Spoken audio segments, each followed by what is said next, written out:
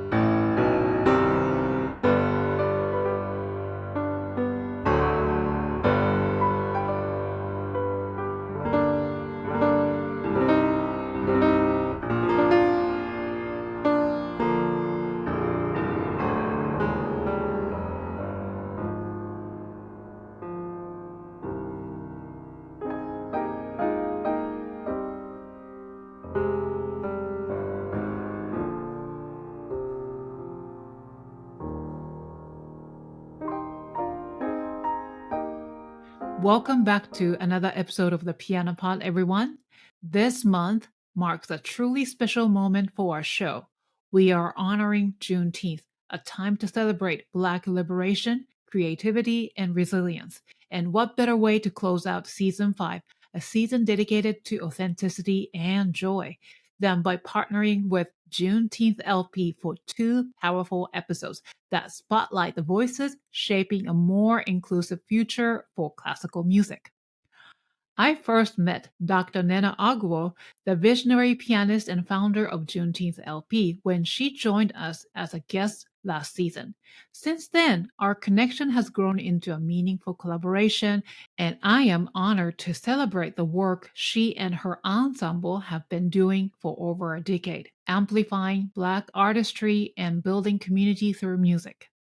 To commemorate this partnership, I am thrilled to welcome two phenomenal guests this month, Dr. Leah Claiborne and Dr. Maria Thompson Corley, artists, educators, and thought leaders who are boldly reshaping the musical landscape.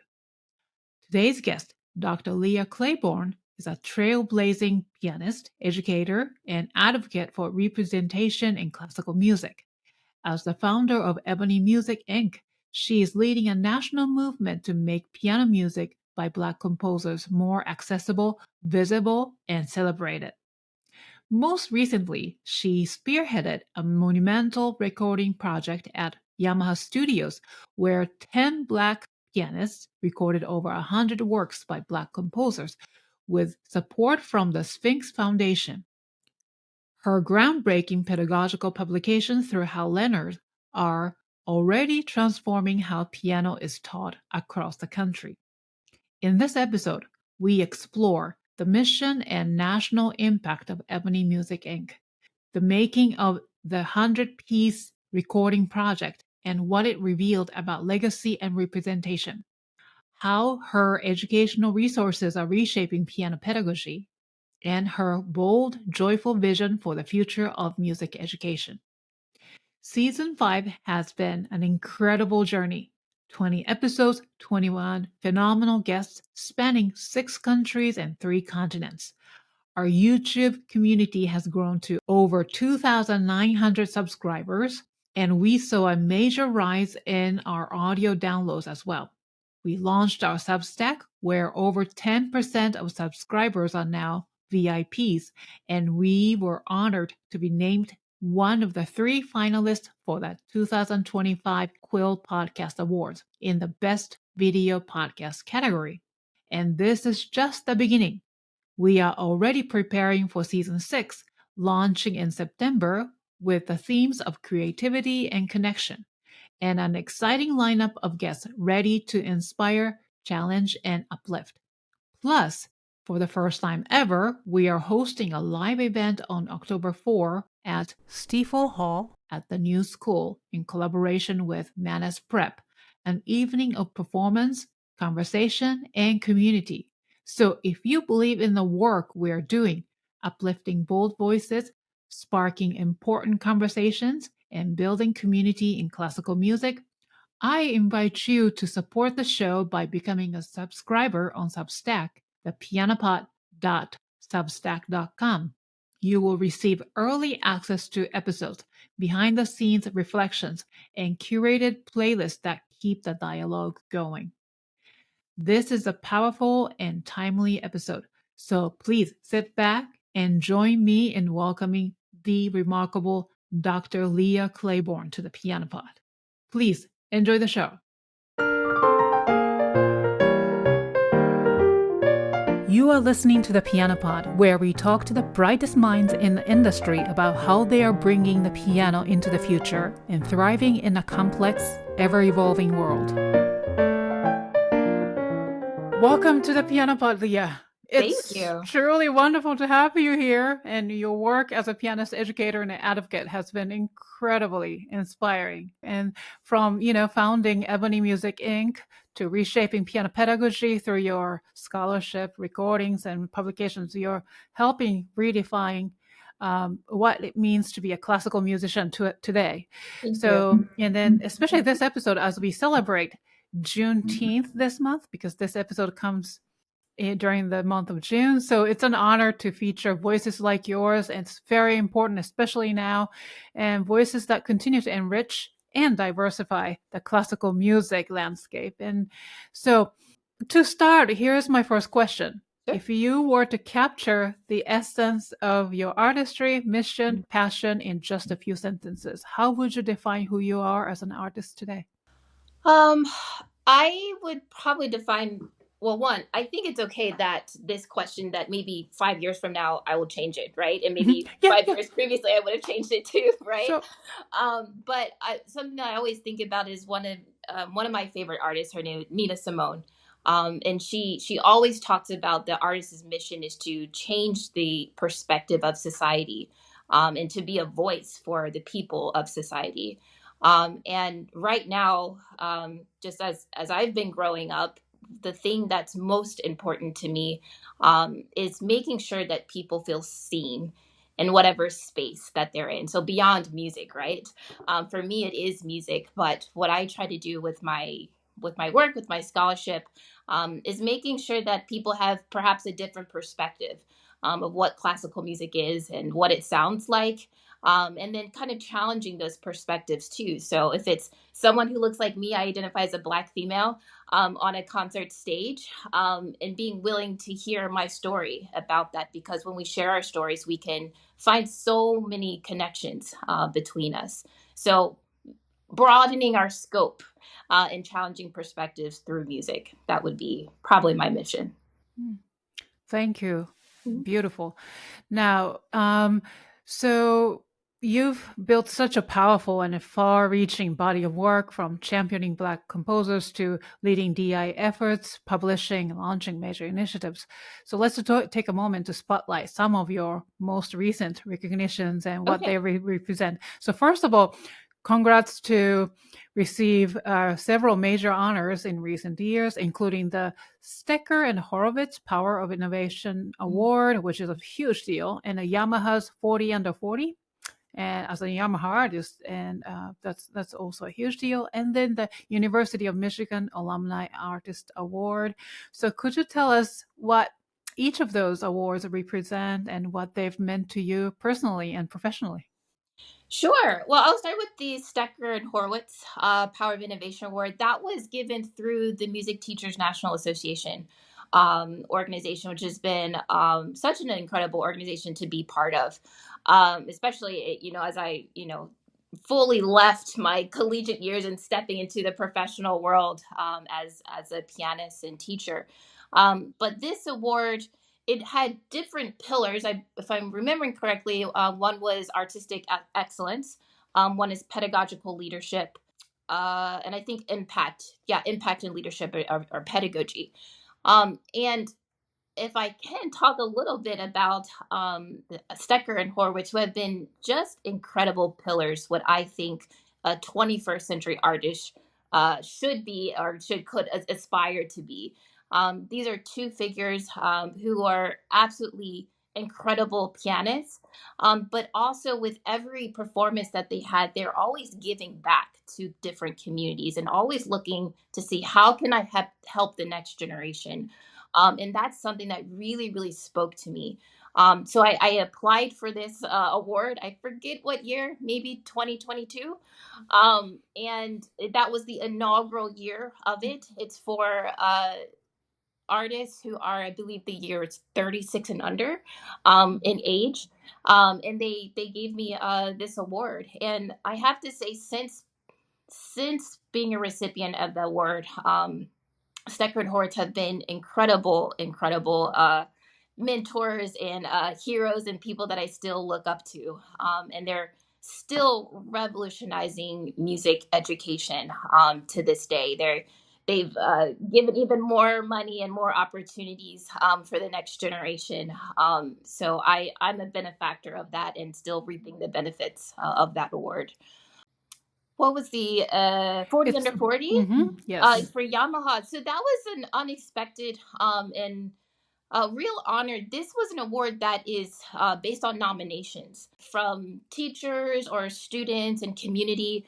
And all the awards are very, very heartfelt to me. But I really feel grateful when the community speaks up and says, this is someone that we want to recognize. This is someone who's impacting our families or our society.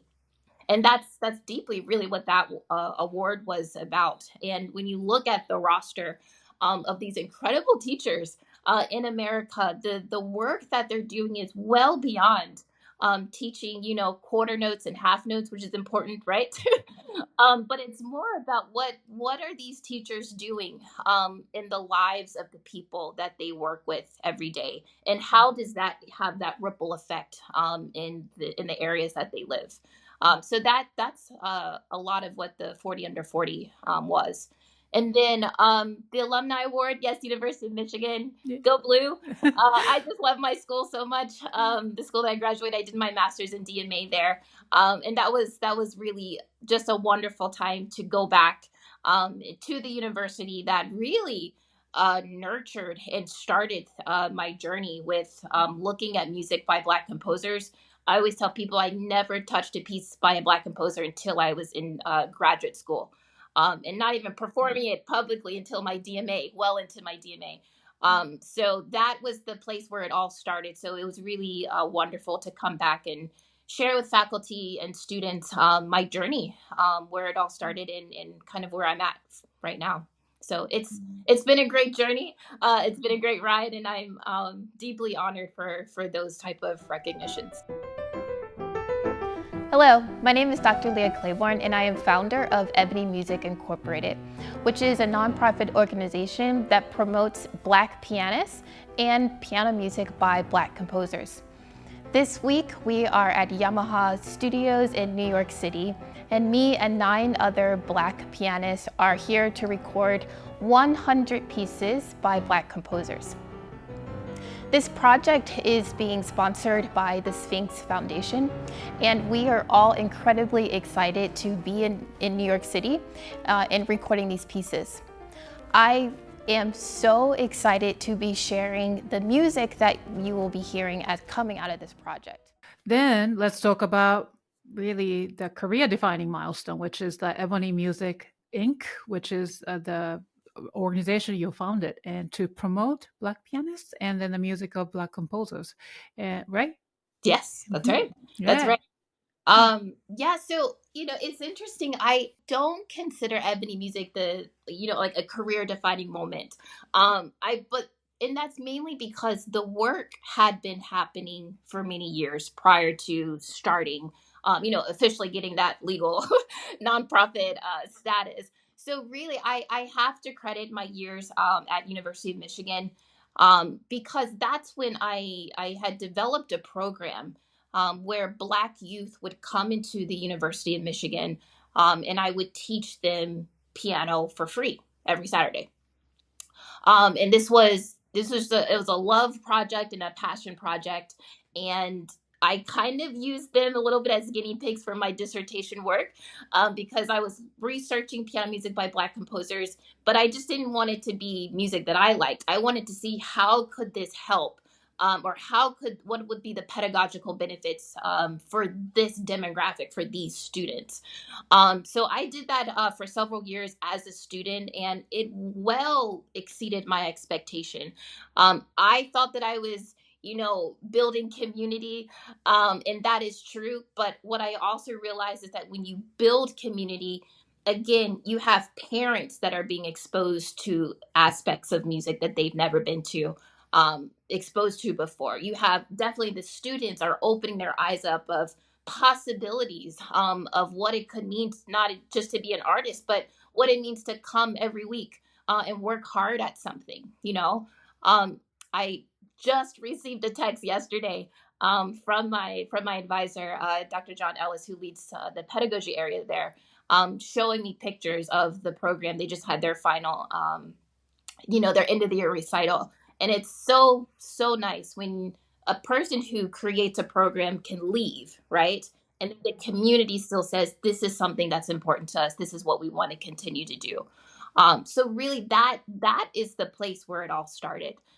For me, really looking at the demographic of Black youth, and making sure that they had good representatives of what a life in classical music could look like, and that can look like someone who looks like them, and that the music that they're studying, they can also have representation of people who look like them.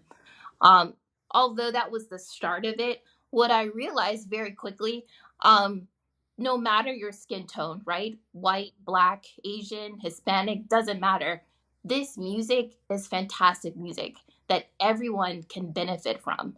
And when we broaden our understanding of classical music, I think in that aspect that all music is beneficial, and all music is so worthy to be performed and studied and shared, that's really what can help bridge understanding, and allow our awareness to be even larger of everything that this field has to offer us. So what you started as something grassroots work, let's say, and while you were studying at the University of Michigan, and then the neighborhood kids would come, and you're basically teaching piano, right? Yes. But you're trying to make an effort, try to engage with them. Yes. Yeah, instead of just, oh, here's Mozart, here's Beethoven, but right. So then became this years later, Ebony Music Inc. So that's very interesting that I guess years of hard work of grassroots, and that became the inspiration. For sure. Yeah, for sure. right. And I think it's a continued journey, right? that keeps going, because it started that way. And then I'll definitely say during COVID, right? When we're all locked down, right? That also became like this other wave where I realized I was put into different organizations and institutions, right? Where the collective starts getting larger and larger, right? So my own network of being exposed and partnering with other Black pianists and other Black musicians is growing as well. And you realize we all have the same, very similar stories, different lives, but similar stories. So we started really building community in that aspect. So yeah, it was bringing all of these things together, community within, the next generation, but community really for myself as well, like where I'm not the only one out here, and these other people are not the only ones out here, that there's huge, beautiful power in numbers. Wow. Then very recently, which is last year, your organization was awarded a major grant from the Sphinx Venture Fund. That's correct. Yes, the Sphinx organization. Yes. To support a bold and unprecedented project, which is the 100 Works by Black Composers project. Can you tell us about this whole thing, how it happened, and also how's it going? Yeah, great question. How's it going? Yeah, so this was it's through the Sphinx organization, and Sphinx is an incredible, really incredible organization that promotes Black and Latinx classical musicians. Um, really, really big in orchestra, has done so much work with bringing advocacy and awareness of representation, or I should say, the lack of representation within orchestras. This project. The Sphinx Venture Fund it's a grant that allows organizations to, I believe their words are, transform the understanding of classical music in some capacity. So what I wanted to do was to find a way to amplify the work that I was already doing, and what I wanted to really really highlight, first and foremost, is that there are have been so many incredible Black classical pianists. Um, I would not be where I am today without the generation before me. They wouldn't be where they are today without the generation before them, right? So, in pedagogy, we love to talk about the lineage, right? The Yeah. lineage of teachers are like, I'm, five generations removed from Rachmaninoff, right? We deeply have that in the Black community too. And when we come together, we can hear these stories, and it's just such a beautiful collective. So that is something that I wanted to highlight, and I believe that was done, and it's continuing to be done through this recording project, where me and 9 other Black pianists came together at Yamaha Studio in New York. Yamaha was absolutely wonderful and allowed us to come in there to their studio for a week, and we each performed at least 10 pieces by Black composers. I think the total is like 122 pieces that we were able to record in that first year. That was in July of 2024. Um, and each of us performed music at the beginning level, intermediate, and advanced level. And that was really important for me because I'll probably share later on, but when these recordings are available, I wanted, the youngest pianist to be able to see, like we have Michelle Ken, a Grammy Award winning, pianist. Um, Maybe they'll be reminded, hey, Michelle Ken at some point had to learn where middle C was, right? And she kept up with it, and now she just won a Grammy. So it was important that all of us were recording music at all these different pedagogical levels, so that there would be a great entry point for anyone who wanted to be exposed or learn a little bit more about this music.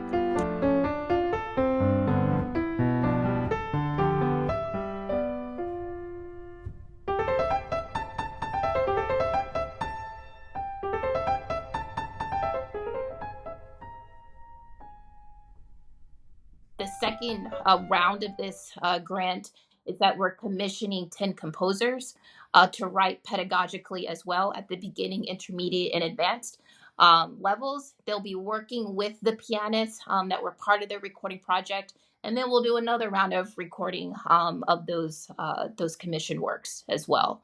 So that's the scope of the project, and it's going well. I think it's going well. Yeah, Wow. it's a lot So of fun. it's ongoing. It's ongoing. It's still continuing. We finished the first round, which was like the 122 recordings. We have a few albums that will come out from that. And then this year, once we're in May right now, but once this academic year comes to a close, I'll be able to start working on the commissioning aspect of it as well. Wow. Yes. So that is spectacular. Thank you. I've been having a really fun time. It's been a good time. But projects like this, it's not just happened overnight, or For it's not sure. an overnight idea. Definitely. It's really definitely coming from the grassroots work that you started in Michigan, right? For Yeah. sure. For Yeah. sure. Definitely. I'm always thinking about what I needed when I was starting piano, whether it was more community, seeing more people who looked like me. I think that would have been made my time at different, stages a lot easier. Also seeing people that I would want to aspire to be that looks like me, or having music that by people who looks like me. It would have solidified my place and belonging. I think earlier on instead of more questionings or doubt even. So I think that's truly the heart of this mission. Mm. Now, tell us about those 10 amazing Black pianists. Oh, So, I'd love to. yeah, so Yeah. you mentioned that there's a first round you already taped and the second, third round. All these 10 pianists, are they going to be in this like first and second and third rounds? Like all the same 10 That's the pianists? hope. Okay. That's the hope. Okay. Yes. Mhm. For I'll let me tell you about the pianist for the first round of this. Yes, and the hope is that we would have the same pianist for the second round of this when the commissioning project comes. But I it's been so wonderful to not only record with pianists who I just tremendously respect their artistry, but have absolutely become dear friends as well. And that just made this project even more special. So we had William Chapman Nyaho, who's a dear friend, beautiful person, definitely has become a huge mentor. And I always tell this story in that I knew about Nyaho's works well before I ever met him, right? And I remember thinking, wow, like if someone like Nyaho did this, it's possible, right? It's possible for me to do that as well. So all this to say, he's on the recording project. He's on this recording project because I would not have even been able to start my dissertation work had it not been for the foundation that he created. I always get emotional when I talk about Nyaho. Um, and then we also have Karen Walwyn, Dr. Karen Walwyn. Also huge figure, the very first pianist to be able to record Florence Price piano concerto. She has dedicated her life to programming and bringing so much awareness to Florence Price. This is also well before the industry even put a spotlight and said, who is this figure, Florence Price, right? Um, Karen was at Howard University, which was down the street from my institution. So it's always been a wonderful to be in DC and to have a figure like her to talk about this journey being a Black female pianist. Um, and then we had Maria Thompson Corley, just a wonderful powerhouse pianist. Yes. She's actually is the second guest of this month. So Oh, I was able to book fantastic. her. Yes, I'm so happy. You will love it. You Yes. will love her. It's Yes. going to be a good time. What a delight she is. She recorded so much music for us. And I came to know Maria's works through Leslie Adams' etudes. And I believe she recorded two of the etudes, and many, many other works as well. She has two incredible albums. I'll say historic albums of Black female composers. So it was wonderful to have her voice on it. What you'll notice with the artists, there are different generations, of artistry on here, and that was important to showcase. We also have Artina McCain, who I know is on your show. Yes. Artina, Fantastic. absolutely incredible musician, pianist. She did two world premieres actually of Joseph Joubert music, and I'm so excited for everyone to hear these pieces.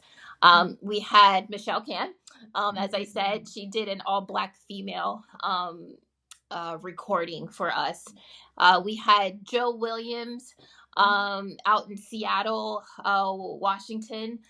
He did a program of all living composers, and he really advocates for representation of millennials, right? And that we're still here, we're out here, and we're doing great works.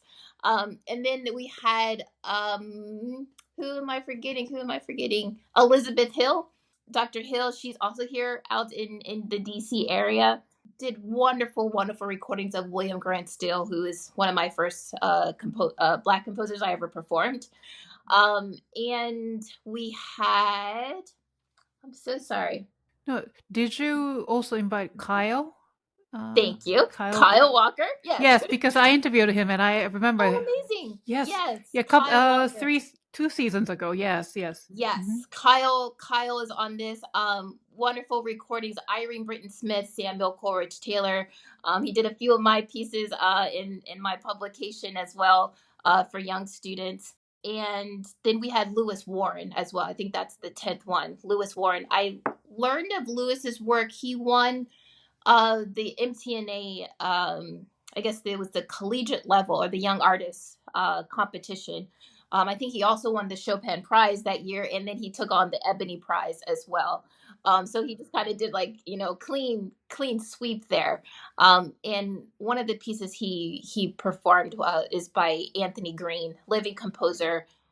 Oh my goodness, I cannot wait for you all to hear that fugue. It's an etude and a fugue mixed together. It's just definitely for your most advanced artists. But yeah, I hope I didn't leave anyone out. I believe that's all of them. And like I said, we all were able to record music that we love the most, and then also recording music that the beginning pianists or the intermediate pianists will be able to listen and hear a great artist perform that piece as well. Wow, but they're like those are like name dropping that you did. I get excited all the time just thinking about it, Yeah. and it was just, the music was, the forefront of this project, right? But there was something so special about all of us being together in New York, right? And I realized that was bigger and more impactful than anything, really. Just to sit at a table together and fellowship and just say, I love you. I love the work that you're doing, fangirling this entire time. Yeah, just to be in community with each other and to continue that well after this recording project has been really, really special and amazing. Wow. But to be able to curate that and organize everything, yeah, what Thank a you. visionary you are. Thank you. So yeah, then is there any moment where, wow, this is a big shock or surprise, or by doing this, especially with this particular project, or Mhm. maybe a surprising discovery? For example, you discovered a new artist, a new composer, that sort of thing. Definitely. When I was thinking about getting the music together for this recording, I had like my top 100 pieces, if you will, that I wanted to record. And then it was more about thinking about, okay, well, who would I want to give this piece to, or who would I want to give this piece to, and the reason why behind that, right? Um, and then there became a point where I realized it also might be wonderful just to open this up to say, hey, I would love for you to be on this project. What works are speaking to you right now? So I would say most people, most of the pianists at least recorded 3 advanced pieces, and those were the pieces that I had nothing to do with. It was the works that they were either concertizing or they said, this is what I want to be, to offer for this.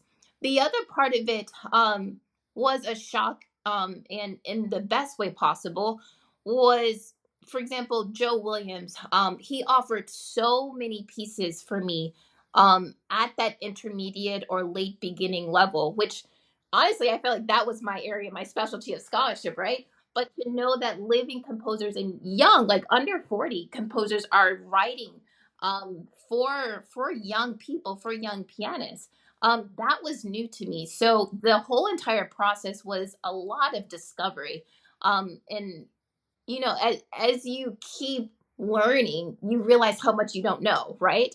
And that was definitely that moment. I was like, wow, I thought I understood this literature pretty well, especially at the beginning level. But even then, when you bring more people, to the gathering, you start to learn from each other. So with literature, I'm still learning constantly, and I'm learning through these artists.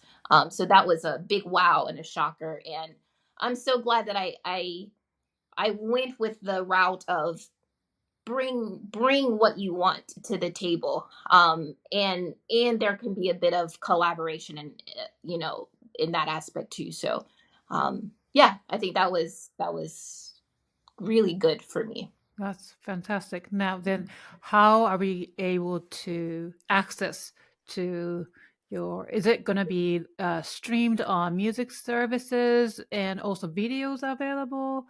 Maybe some Yes. publications. Can you tell us? Yes. Yeah, all the above. Oh, wow. All the above, yes. That's awesome. So the first album will come out in August of this year, August 2025. And the first album is geared towards children, because that, for me, that's always the heart of it. And this is not to say that this is music, that all of the music is music that maybe your 5, 6, or 7 year old can play, but it is music that I believe will inspire them to think about fantasy or imagination, or get them excited about music at large. So the first album that's coming out, this will be coming out through Parma Records, and we're titling it "Arise and Shine: Piano Music by Black Composers for Kids." All 10 pianists will be represented on this album. And once that is available, we'll also have open access through YouTube channels, through social media, of the videography that was taken as well. We had the most incredible videographer on this project as well. And the music is wonderful, but it's also important that they see the person, the artist behind creating this music. And also, pedagogically, there's some really fun things happening. So we have a great bird's eye view that's happening, so that pianists can see fingering, and all the fun things that are happening kind of behind the scenes or behind the piano. So that will be all open access.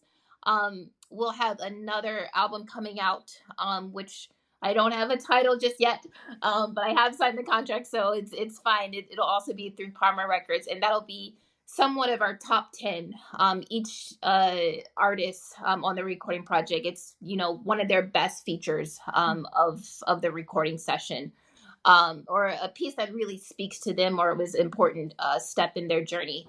So that will come out in early of 2026. Wow. And do you have a website for this your organization? Yeah. Yes, these will also be available on my website, which is ebonymusic.org. And Parma will also be creating a site specifically for the albums that are coming out as well. And we are in the early stages of talking, but there will be a publication as well. So that when you're listening to the music, you can say, "Hey, I want to play that," and it's readily available as well. Oh, as a score, as a Yeah, sheet music. exactly. Wonderful. That's wonderful. And then Yeah. so helpful and educational too in so many ways. Yeah, it's been really wonderful me to witness is that the Ebony Music also sponsors the Ebony Prize at Music Teachers National Association. So this is a prize for the best performance of the piece by a Black composer at the national level. And it's been such an honor to listen to the music that's coming out of these incredible children, young artists and young pianists each year. I believe this is the third year that we've done or sponsored the prize, and it's so encouraging to hear, even before the competition, teachers reaching out and sharing their exposure to this music and how much it has helped them, or how much it's helped their studio or their student, if it's their first time, and how much they've enjoyed programming it or doing it for a competition. So it's helpful to me, because sometimes I think we always feel like, I wish I could be doing more, or it's just not enough. And those type of emails, it gives me the motivation to keep going. So I'm very grateful for the teachers across the country, also at large. There's a lot happening too, in Europe as well, with my publication. So it's really wonderful to see that the impact, I guess you could say, that teachers are utilizing this music. Before we continue, we'd like to take a moment to highlight our sponsor of the month, Juneteenth LP, an inspiring organization and ensemble dedicated to celebrating Black artistry, history, and legacy through music. Their support makes this episode possible. Hello, I'm Dr. Nena Ogwo, pianist and founder of Juneteenth LP, a Harlem-based collective of Black classically trained musicians dedicated to celebrating the music of the African diaspora through bold, genre-defying performances that redefine what classical music can be and who it's for. At Juneteenth LP, we believe in access, outreach, and community building through music. Whether we're performing a rarely heard piece of music by a Black composer, or reimagining soul and gospel classics, or creating immersive education modules for schools, we're always expanding and growing audiences. When we play, we invite listeners into a richer, more inclusive musical world. This year marks a huge milestone for us, 10 years of our Juneteenth celebration at Joe's Pub. What started as a single night of music and liberation has blossomed into a full week of concert and events, thanks to support from the Lower Manhattan Cultural Council, the Aaron Copland Fund, and Chamber Music America. We are thrilled to invite you to Juneteenth Festival Week 2025, a week of concerts and conversations across New York City. We kick things off with Portrait of an Artist event at Reservoir Studios in Midtown Manhattan, and continue on with a noonday concert at Interchurch Center, followed by date night performances at the Metropolitan Museum of Art. Finally, on Juneteenth at 6:30 p.m., June 19th, join us for our 10th annual Juneteenth celebration concert at Joe's Pub. It's our signature event where genre-defying performances, powerful storytelling, and a spirit of joy come together in one unforgettable night. We're also so excited to be sponsoring the June episodes of Yukimi Songs, the Piano Pod podcast, wrapping up season 5. Pianists Dr. Leah Claiborne and Dr. Maria Thompson-Corley are incredible artists and educators with truly fascinating lives, and these interviews promise to be absolutely captivating. At Juneteenth LP, we center representation, cultural connection, and musical excellence. Whether through performances, education, archival work, our goal is simple: to make classical music more inclusive and more expansive. We're reimagining what classical music can be by honoring its past, transforming its present, and opening doors for the future. Please join us on the 19th at Joe's Pub for a wonderful, wonderful concert we know you'll enjoy. And I'm feeling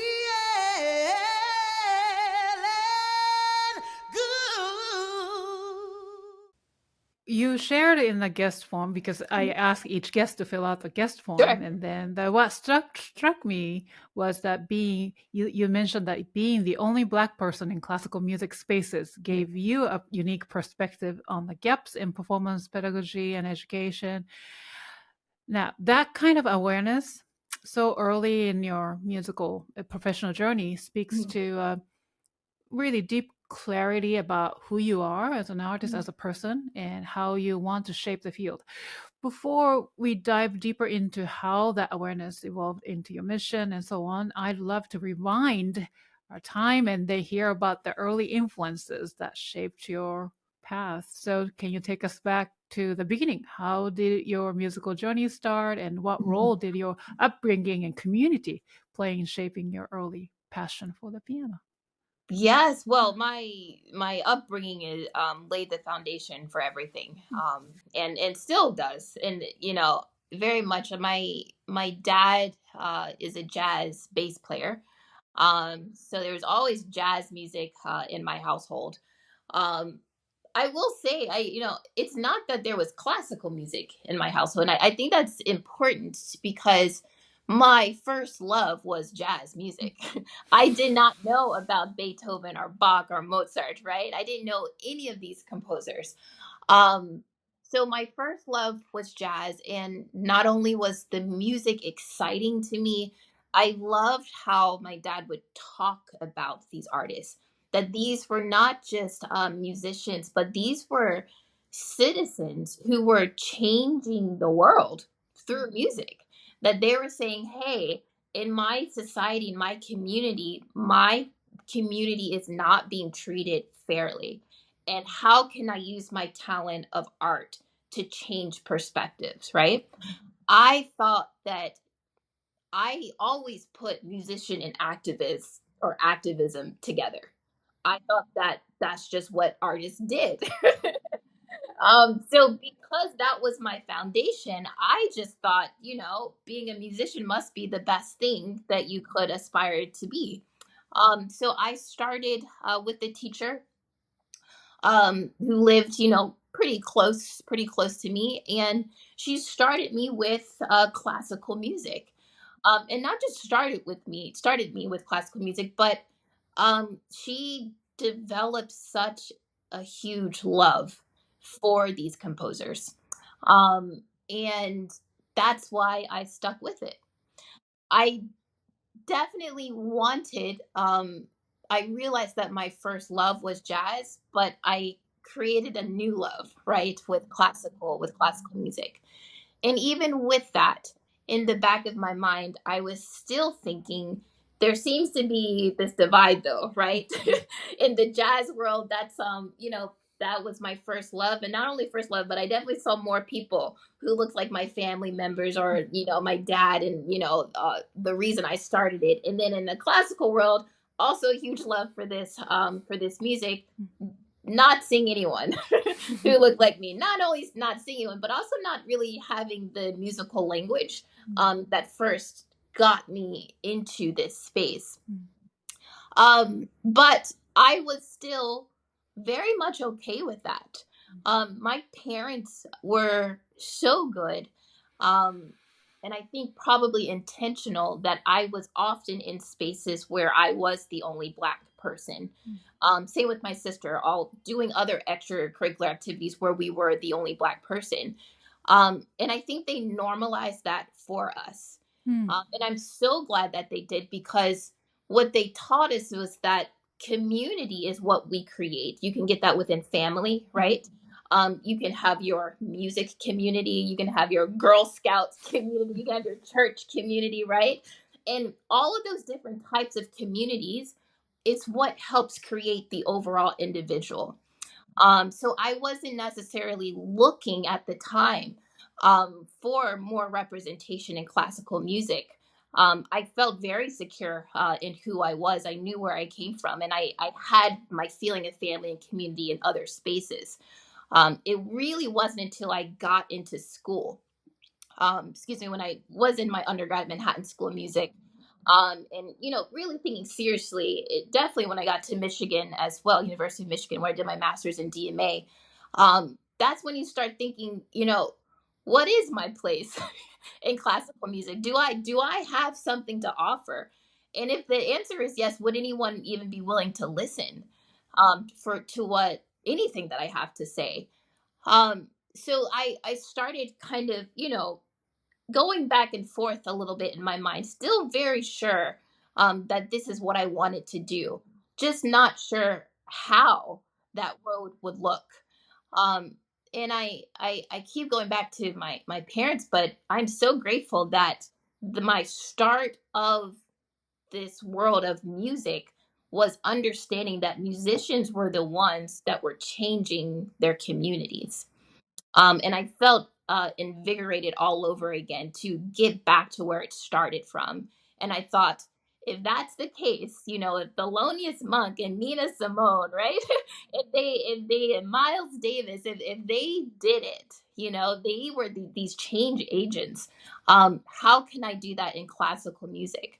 So that's, when I got to Michigan, in a way, I feel like I was able to start that in, as you said, I love it, like in this grassroots type of way. And once I did, I mean, it felt so right. It felt so right. I felt that I understood my purpose. I felt like I was living out my purpose and my calling. Um, and I'm grateful that I often keep having those moments, and that really, really centers me. Yeah, but your purpose and mission is clearly being stated, whatever you do. I can really sense that. And I guess also university was being supportive, especially University of Michigan, of the projects. And also, were you discovering a lot more Black composers then? For sure. Yeah. Michigan it was just the perfect, it was perfect in many ways. It was a great institution, but the people who became my mentors were the best people to be my mentors. The person who was in charge of the pedagogy area, Dr. John Ellis, one of his teachers was a black composer, black pianist, and he knew so much already about the literature. I didn't know anything, right? So he was such an incredible guide to me and for me, and continues to be. I also was part of, within the community, it was called Ypsilanti community. I was part of a church that was part of a larger church network. And in that network, there is a gentleman, a great man, a great giant in the classical music industry, certainly in the Black classical music world, of Dr. Willis Patterson. He was the first Black dean at University of Michigan in the School of Music, Theater, and Arts, and had this revolutionary anthology for voice of art songs by Black composers. Really incredible work, well before it was, popular to do so. And for whatever reason, and I'm so grateful for whatever that reason was, but he definitely took me under his wing while I was at University of Michigan. And we had so many lunch dates, so many talks, so many phone calls. And he really laid out the foundation of what it meant to build and get support for your community before you do anything. So with John Ellis, Willis Patterson, my love for students in the next, making sure the next generation were well equipped, it really just became the beautiful scenery for that to take place. My own teacher, my piano teacher, Arthur Green, also hugely helpful, because anytime I came to the lesson with music by Black composers, he wanted and expected the best from me. In the same way that, if I was performing a Beethoven sonata, the level of excellence he demanded was absolutely right and what was needed. So I just had the best people to learn from, and who helped make these visions or ideas just come to life. Yeah.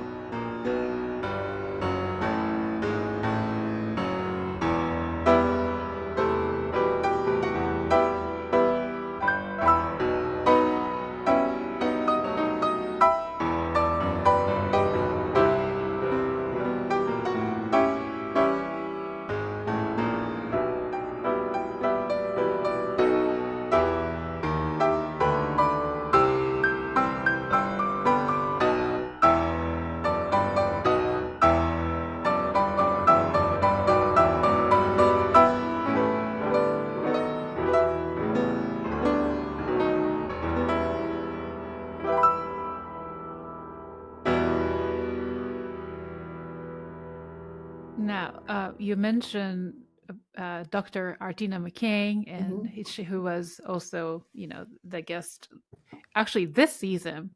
But honestly, it seems like a long time ago, because it was when I interviewed her. It was September 2024. Oh wow! Okay. So a lot had happened, right? Yeah, for sure. A lot's happened since then. I know. At the time, our conversation was like really hopeful, and then, and so then, of course, November happens, and so I asked a similar question to her, so I'm going to ask you, but sure. I think the context is it's a little different. Now, conversations around DEI, sure. At one point, it was at the forefront, and now feel more cautious. We have to be careful, or you don't want to risk it. Now, time has moved so fast, and what was once galvanizing in 2020 can feel really vulnerable and distant. Sure. Well, I wouldn't say distant. It's pretty much really close to my heart too, but vulnerable. So as much as you feel comfortable sharing, I'd love to ask, how are we doing? Not politically. That's nothing we can do except for we can, voting and so on. But in music education and performing arts, so what real progress have you seen despite the circumstances? And where do you feel the work is still unfinished? Or yeah. Sure. I mean, it's a loaded it's a loaded Yeah, question. sorry. It's loaded. It's loaded. But I will say whatever I would have said in September 2024, it remains the same for what is this, May 2025. Despite leadership changing in the country, and despite the feelings around that, that hasn't changed my feelings on what is needed still in this field of classical music. Sometimes it seems funny or, maybe eye rolling, but sometimes I have to remind people that, I'm Black and, I was born Black, right? And because of that, I don't have the luxury of other people to, change a name or change a title or to kind of erase something to make it more acceptable or adaptable to other people, right? Other colleagues of mine do have that luxury. But because I don't, and even if I did, I don't think I would exert that, because I think it is so incredibly beautiful when we can look at each other and say, I see you for all that you are, which is a Black female classical pianist. And that is worthy to be celebrated, that I don't need to mute myself or anyone that looks like me who is offering something to this field based on their identity. So because of that, we still have work to do, right? We have a lot of work to do. What I have seen was that, in 2020 there was a huge wave of this work of bringing more voices, to the field, to classical music, whether it's in performance, maybe a little bit in teaching. I think that we've done a good job. We always can do more of concertizing more music by different composers. Where my heart is, which I still think needs so much more attention, is making sure that our youth is well equipped with this music. And I always target the youth first, because we as teachers, I feel we have the most power, because when we keep teaching Bach, Beethoven, or Mozart, we're telling that generation and their parents and the community, right, that these are the most important voices. And they are great voices, but there's also other voices, right, that has created so much literature for our field. And then if we were to start that awareness early on, we wouldn't have to unteach or do so much unlearning later on in their journey. So I do feel that in the education, or specifically in the pedagogy aspect of classical music, that there's a lot more work to be done. And that's what I believe is what a lot of my work is equipping teachers to have the resources to do so. Yeah. Does that answer? Yeah. Sure. I know it's such a big question, and then I included several questions into one. Yeah. Then I think including works by composers of color in our pedagogy is so crucial. Not just in teaching, but competitions and concert programs, which is happening. Now, and your work really has made such a remarkable impact, not just through your personal work, but through other organizations like Francis Clark Center and so on. And I think you're the director of DEI. Yes. Right? Oh, amazing. So now, as a teacher, I've also, at the same time, I observed how some students or even parents, without any harmful or negative intention, still believe that playing what some still consider the standard or usual suspects, we call it, repertoire carries usual suspects. Carries more weight and prestige. That's their mindset. Yeah. And it takes a lot to really change that mindset. You know what I mean? Yes, for sure. For That's sure. why you're doing what you're doing, being an advocate, right? 100%. Yes. Mm. And I have to remind myself that real change is not something that's going to happen overnight. Yeah. I think real change is something that's going to take generations after generations um, to really have the change that we want, where it's something so rooted within us that now becomes a new makeup, like new identity, new DNA, right? And I think what we're aiming for is that we are able to normalize many different voices in classical music, that we can celebrate Bach and Beethoven, who have stood, the testament of time. But along with that, we can also celebrate Margaret Bonds and Florence Price and Nathaniel Dett and William Grant Still at the same level as the other standard composers, right? And I don't I don't believe we'll get to that point, probably even my generation, my lifetime, right? And maybe it'll be even better like for my nephews, and maybe it'll be even better, for their children, right? But the point of it is that without Miaho and Karen, I wouldn't be where I am today, right? When they were doing this work, when, there was no spotlight or hardly any celebration, right? And now there's this huge flood of at least curiosity. So I get excited thinking about maybe, 70 years from now, what it will look like. And maybe 140 years from now, what it will look like. But we all have a job to do while we're on this earth now. So that's what my aim is, to do as much as I can, as well as I can, for now, knowing that the work that really needs to be done, hopefully it gets carried off to more people. Yeah, that's what I would say is my biggest hope. And you are such a also a dedicated educator, and you've said that teachers, fellow teachers, hold Mhm. immense power in shaping the narrative of what we are just talking about.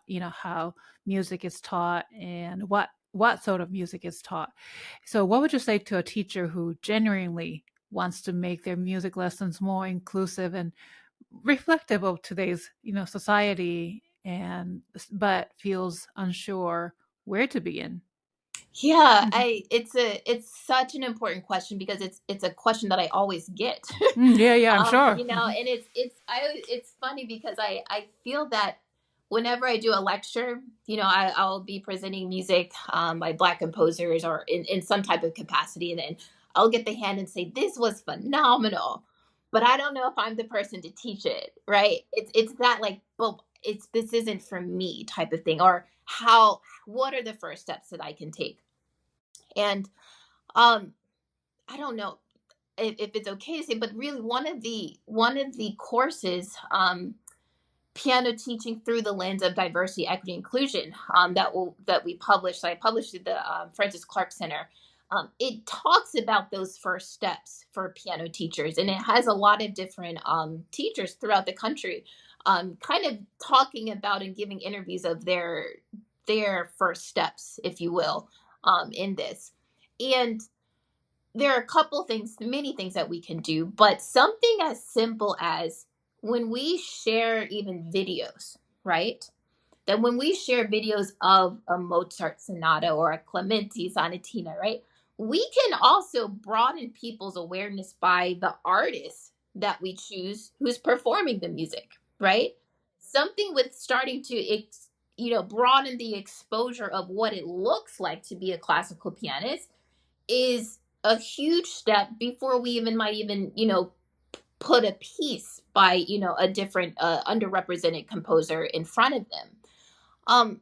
The other part that I love to do with people in my studio, there's so much teaching that has to be done for the parent.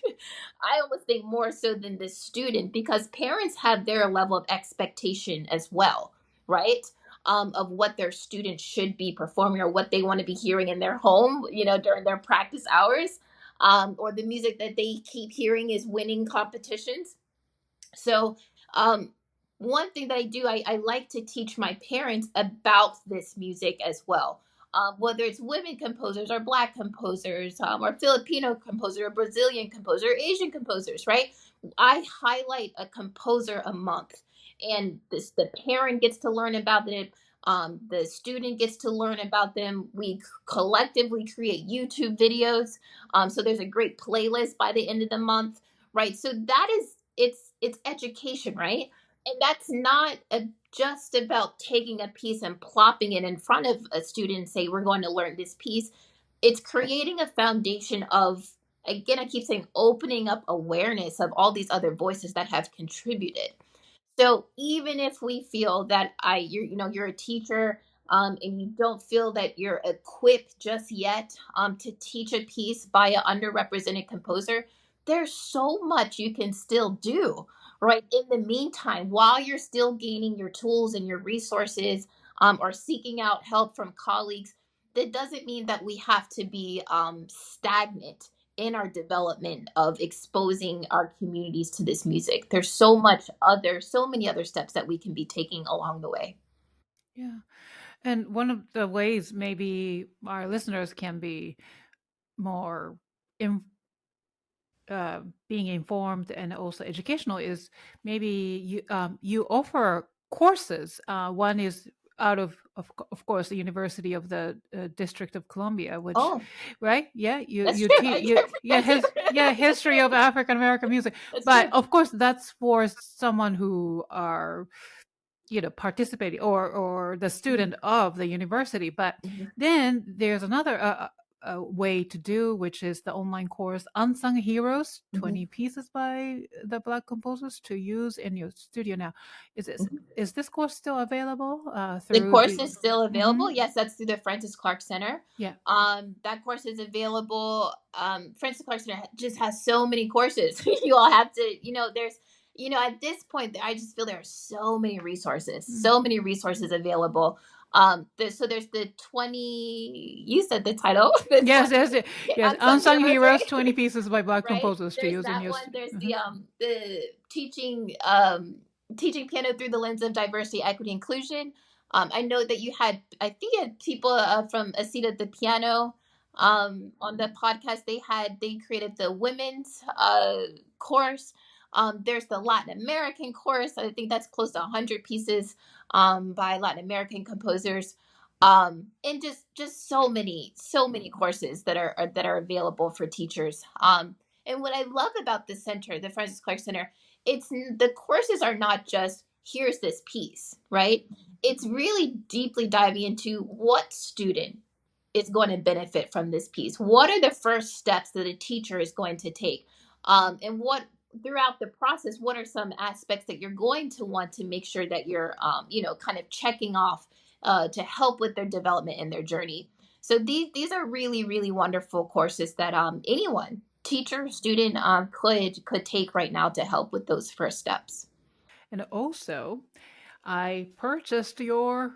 Oh my I goodness! purchased actually when they came Thank out. you. I have two volumes, but I just can't Thank you find the so level much. one right now. And but That's okay. this Thank you. was published about 2 years ago, no? Two, So was it 2020? I think they came out 2023. I think you're right.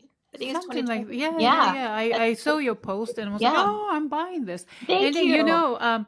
there are lots of different styles of music in here. You know what I mean? Like Definitely. Yes. one is like a Yeah. literally like piano solo work, Hmm. and the other ones are like almost like a hymnal, like a Yes. chorale style of Exactly. writing.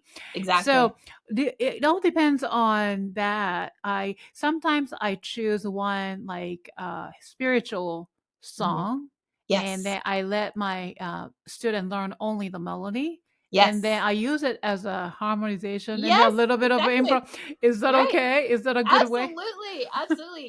Great. And there's so many teachers who they're adopting this in their class piano teaching, which is not something that I thought about, initially, but for the same exact reasons that you're saying, that the melodies, a lot of the melodies are recognizable, and they're using those melodies to guide in harmonization and transposition as well, which those the spirituals especially. by Blanche Thomas is she put in her publication that in order to be a successful pianist, you ought to be able to play all of your music in all 12 keys. Right? And I'm just like, what? It's a revolutionary thing to think about, right? But when you think about, Cortot, what does Cortot do in the etudes? He says the pianist extract an aspect of the etude, play it in multiple keys, and then go back to it, right? So there is something pedagogically, it's very beneficial to be able to play these melodies in different keys. It really helps to build the full pianist, the full artist, and the full musician. Yeah. Wonderful. So, for my audience, so what we were talking about is the piano music of Black composers, which Leah, Dr. Claiborne, curated many different types of compositions by Black composers, and then compiled into 2 volumes and Yes. available for early intermediate to intermediate student. That's the level 2. Maybe level 1 was for beginner students. For beginning students, Right, yes. right. Beginning elementary, Mhm. beginning to late elementary. I think level 2 is like late elementary to intermediate. Yeah. And then these 2 volumes are available on Leonard publication, and they're wonderful. I mean, a wonderful way to be introduced or introduce your students to compositions by Black composers, right? For sure. Yeah. Thank you. Wonderful. Thank you. Okay. So, looking ahead, I mean, you've done already so much. You're you. still very young, but you've accomplished so much. So, what's the next frontier for your work? Of course, keep doing the Ebony, right? Yeah. The project. But do you have any bigger ambition or? Yes. I think, Great. I think my problem's the opposite. Is it's something that what I'm really working on right now is I want to be in the moment a little bit more, like really settle in the moment. And what that looks like for me is looking at the projects that I have on the table, and I, not to say that I don't dive deeply, but really appreciating what my hands are on right now. So I say that to say I want to be fully committed with carrying out the rest of this grant, specifically the commissioning project that's coming up. I have big ideas for that, and I want that to go well. And I have such great joy with at the Francis Clark Center. We did something new this year, which was the Community Impact Initiative, which was piano teachers around the country could come. We created like these cohorts, if you will, that allowed teachers to create a project that could impact their community, while advancing piano education. And it's been so wonderful to learn about the projects that other people are doing, right? Or the ideas that they have, and they might need not only just financial support, but peers and colleagues to talk to. So this year we did our first cohort, and I got to share, a little bit about my journey with creating an idea and making, the steps that I took, whether it's getting grants or creating a budget, knowing when to pivot. And we had other experts come in to talk about that. This is the first, just a few weeks ago, we wrapped up the first round, or the first year of grants. So the application process is underway. But I say that because I'm excited, and I'm encouraged, and I feel inspired to continue that type of work, because I think now more than ever, we want to have more impact. We want to take our artistry and our music and our love for piano and share that with people, right? We want to share that because we know how it changes and affects our lives, and we want to share that with other people. And we want, once we do share that, we want to know that we walked away making a difference in someone's life. So I feel that this particular initiative highlights that on a national level. And I'm, along with my grant at Ebony for Ebony Music, that's another area that I'm looking forward to see how that continues to develop. Yeah, I look forward to it too. So, how can we get in touch with your work? Through your website at leahclaiborne.com? Yes, And what and else? Ebony, yeah, and Ebony Music, ebonymusic.org. I'm also on Facebook and Instagram, L Claiborne Piano. Excuse me, that's another really great way to keep in touch. Wonderful. Then, before we go to the last segment, which is the rapid fire questions, I didn't explain to you, but I hope, Oh, yes, it's going I to was be like, fun. wait a second. I didn't prepare for this. Yes. But just maybe last question, a little philosophical. So, why classical music still matters in this, crazy world? What keeps us going? What keeps you going? Yeah, I mean, for me, well, I said I started music because I wanted to be a jazz musician because that's what I knew, right? And that's only because I wasn't exposed. I had not been exposed yet to classical music. But why classical music, and does it have a place in today's world? I absolutely. I think there's a reason. There is a reason we continue to celebrate Beethoven and Mozart and Bach, right? That in this music we hear all emotions, whether it's sadness or depression or loss or love or heartbreak, right? These are composers who are sharing these universal truths and feelings that no matter where you come from, no matter what class you belong to, no matter your socioeconomic status, we all have these feelings, and that's what unifies us. And I think it's a beautiful thing that we can use music to remember that these feelings that we all experience, it is what brings us together.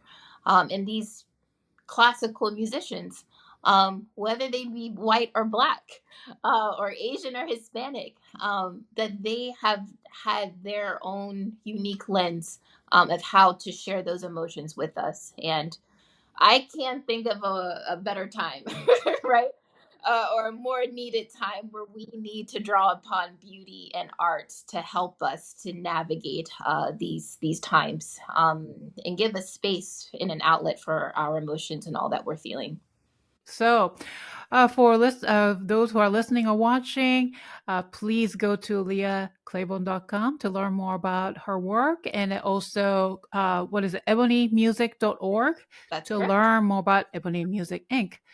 So, this has been such a fun and inspiring conversation, Leah. But before I let Yeah. you go, we have to do one more thing, which is Okay. the Piano Pod Rapid Fire questions. It's almost like inspired by Colbert questions. Sure. I like it. Yeah. All right. So please answer each question with the shortest response as possible. No explanation is necessary. Okay. Yeah. I will try. All right. No judgment here. Okay. All right. So question number 1. What's your comfort food?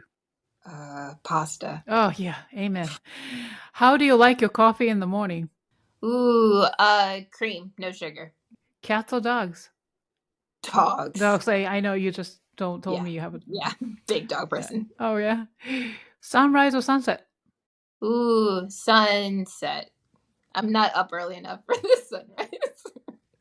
Summer or winter? Summer. What skill have you always wanted to learn but haven't had a chance to? Double Dutch. Oh, that's a good one. Yeah. Yeah. What is your word or words to live by? Boldness. Yes. Great. What is the most important quality you look for in other people? Integrity. Now, the next one is a little difficult. Okay. Name 3 people who inspire you, living or dead. Ooh, what a good one. 3 people who inspire me. I'm going to first say my nephews. Because the next or I could even say the next generation inspires me deeply. Who else inspires me? This sounds weird, but my dog inspires me. Oh, great. Yeah. I love the ability, I'm his favorite thing every day. Despite, despite whatever happens that day, I'm his favorite thing. And I hope I can be that, or people feel that from me, that when they, experience me, that they feel like, wow, that was you're my favorite part of the day. What else? Who else or what else inspires me? My friends inspire me. I have a good group of friends who are doing really just phenomenal transformative work. And I feel inspired to call them at any time of the day, and that they're there for me. Wonderful. Yeah. Name one piece in your current playlist. Oh, does that be classical? No, anything. Okay, No one judgment. piece. Ready to Run, Dixie Chicks. Oh, Or now the Chicks. Yeah. oh, really? Yeah. Right now, Chicks? Okay. Yeah. I need to listen to that. Yeah. Last question. Fill in the blank. Music is blank. Music is powerful. Leah, that's amazing. Thank you so much for joining us today. Thank and you. for That was so much sharing fun. your remarkable journey, insights, and advocacy with such authenticity and pure purpose and joy. To our wonderful audience, if you'd like to learn more about Dr. Claiborne's work, visit her website at leahclaiborne.com and follow her on the Instagram at leahclaiborne_piano to stay up to date on her latest projects, performances, publications, and so on. And of course, thank you to our faithful fans and listeners for tuning in. If you enjoyed today's episode, please give it a thumbs up and subscribe to the Piano Pod on YouTube. Thank you. And don't forget to share and review this episode on your social media and tag the Piano Pod. For the latest piano news and updates, be sure to follow the Piano Pod on Substack, TikTok, and LinkedIn. I will see you for the next episode of the Piano Pod. Bye, everyone. Thank you, Dr. Claiborne. Thank you so much. This was wonderful. Thank you. Thank you.